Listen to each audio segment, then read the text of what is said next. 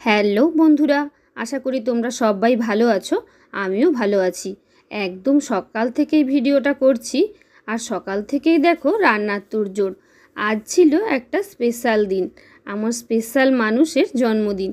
তো তাই ভাবলাম ঘরোয়াভাবেই ছোট করে জন্মদিনটা পালন করব, আর তারই কিছু ভিডিও তোমাদের সঙ্গে শেয়ার করছি।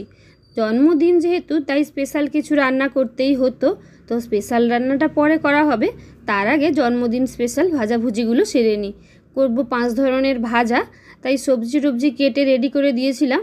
আর তারই দেখো প্রস্তুতি চলছে। প্রথমেই ভেজে নিচ্ছি কুমড়ো, মিষ্টি কুমড়ো ভাজা। আর কুমড়োটা ভেজে নিয়ে অপরদিকে কিন্তু আমি পায়েসও বসিয়ে দিয়েছি, কারণ কি পায়েসটা হতে একটু সময় লাগবে, আর জন্মদিন তো পায়েস ছাড়া একদমই অসম্পূর্ণ। এদিকে দেখো কুমড়ো ভাজাটা তুলে নেওয়ার পর ভেজে নিচ্ছি আমি পটল ভাজা। আজকে আর কোনো পেঁয়াজ রসুনের বালাই নেই ভাজাগুলোতে, শুধুমাত্র নুন হলুদ দিয়ে মেখে রাখা আছে, আর সামান্য লঙ্কার গুঁড়ো মিশিয়ে এবার একে একে ভেজে নিচ্ছি। দেখো কুমড়োর পর পটলগুলো ভেজে নিলাম, তারপর ঢ্যাঁড়স। যেহেতু 5 ধরনের ভাজা করব, তাই জন্যই আমরা জন্মদিনে সাধারণত ভাতের সঙ্গে 5 ধরনের ভাজা করে থাকি। তো তোমরা জন্মদিন কিভাবে পালন করো অবশ্যই কমেন্টে জানিও। এই 5 ধরনের ভাজাটা কিন্তু আমাদের মাস্ট। দেখো তারপর আবার সব শেষে যতটা তেল আছে কিছুটা আলুও ভেজে নিচ্ছি।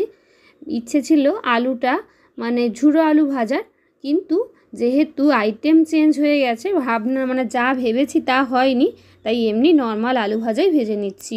দেখো এখানে আলু ভাজাটাও আমার প্রায় হয়ে এসছে, কিন্তু আলু ভাজাটাতেই কিছুটা পেঁয়াজ দেব। পেঁয়াজ দিয়েই আলু ভাজাটা ভেজেছি। দেখো আলু ভাজার মধ্যে পেঁয়াজ আর লঙ্কা কুচি দিয়ে দিচ্ছি। আলু ভাজাও মোটামুটি কমপ্লিট। দেখো মোট 4 ধরনের ভাজা ভেজে ফেললাম। কুমড়ো ভাজা, পটল ভাজা, ঢ্যাঁড়স ভাজা, আলু ভাজা, আর সব শেষে ভাজবো উচ্ছে। কেন কি ওই একই কড়াইতে রান্না করছি। যদি আগে উচ্ছে ভেজে নিতাম, অন্যান্য ভাজাগুলো হয়তো তেতো লাগতো, কিংবা আর একবার কড়াইটাকে মেজে নিয়ে তারপর রান্না করতে হতো। তাই অত কিছু না করে সব শেষে আমি উচ্ছে ভাজাটাই ভেজেছি। ডালও আমার তৈরি হয়ে গেছে, আর ডালটা বানিয়েছি ভেজ ডাল, তাই জন্য আর ঝুড়ো আলু ভাজা হয়নি, এমনি নর্মাল আলু ভাজাই বানিয়েছি। এদিকে দেখো মটনটাও আমার প্রায় কমপ্লিট। রান্না শুরু করেছি সেই 7:30টার থেকে, আর এখন মটন রান্না করতে করতে বেজেছে 12টা। তো একদম কন্টিনিউ রান্না করেছি, তাই হয়তো অনেকটা তাড়াতাড়ি হয়ে গেছে। তার মাঝে টিফিন ছিল। তো যাই হোক, দেখো মটনও আমার রান্না করাটা প্রায় কমপ্লিট। তো তোমাদের কোনো কিছুই রেসিপি এখানে দেখাইনি। এ ধরনের পাতলা মটনের ঝোলের রেসিপি তোমরা জানতে চাইলে আমি এই চ্যানেলেও শেয়ার করতে পারি, কিংবা তোমরা আমার রান্নার চ্যানেল রান্না ফটাফটে গিয়েও দেখে নিতে পারো। দেখো মটন রান্না প্রায় কমপ্লিট। সবশেষে দিয়ে দিলাম গরম মশলা বাটা, ছোটো এলাচ আর দারচিনি বাটা। তো মটনটা আমরা কষা কষা করিনি, এভাবে পাতলা ঝোল করেছি। দেখো গ্যাস অফ করে দিচ্ছি। এবার স্নান টান সেরে এসে থালা সাজিয়ে নেওয়ার পালা। দেখো স্নান কমপ্লিট করে এসে গেছি, আর থালা সাজিয়ে দিচ্ছি। তো যার জন্য রান্না, সে কিন্তু এই সমস্ত দিনে এভাবে বাঙালি খাবার খেতেই পছন্দ করে, বিশেষ করে দুপুরবেলা।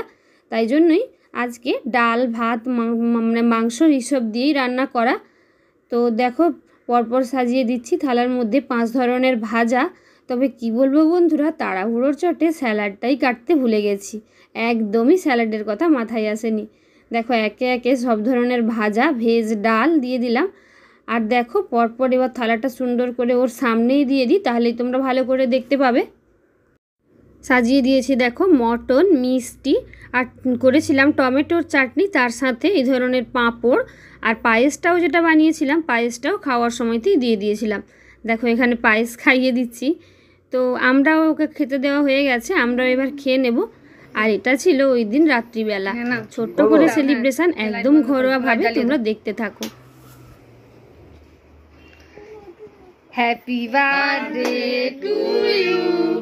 Happy birthday to you. Happy birthday dear Rajuda. Happy birthday to you. কি করবে গো, সবাই টাকাবে, মানুটাকে দেবে না একটু টাকিয়েছে কিন্তু না হচ্ছে মানু দানাকে দিয়ে দেয় বারে। তো দেখতেই পেলে এভাবেই ছোট করে পরিবারের সবাই মিলে আমরা ওর জন্মদিনটা সেলিব্রেট করেছি। আর এই সমস্ত কিছু আইডিয়া, যেমন কেক কাটিং, সাজানো, সব কিছুই কিন্তু আমার বোনের। তো তোমাদের ভিডিওটা কেমন লাগলো জানিও। আর ভিডিও ভালো লাগলে লাইক, কমেন্ট, শেয়ার আর সাবস্ক্রাইব করে পাশে থেকো। টাটা।